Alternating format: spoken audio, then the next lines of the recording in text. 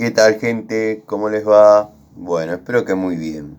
Este es un nuevo video de Siciliano en su taller, video cortito, para mostrarles justamente estas llaves cortitas que enamoran.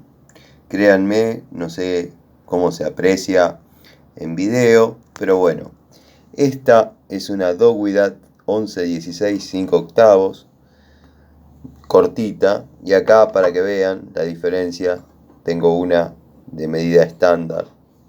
Observen cómo, bueno, con esas llaves cortas se puede llegar a distintos lugares donde por ahí con esta no sería un poco incómodo. Tengo un surtido bastante grande de estas llaves cortitas, pero bueno, simplemente bajé algunas del tablero como para que vean que la antigua escuela también tenía mucho como para trabajar cómodo y bien. Estas son de nueva generación. Esta es una 8 Ruhlmann, completamente cortita, muy chiquitita.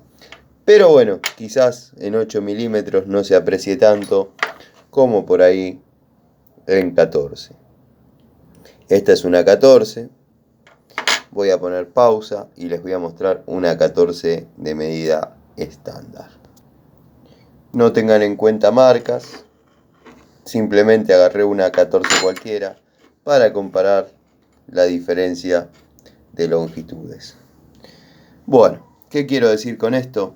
Que a veces es bueno tener algún jueguito de llaves cortas.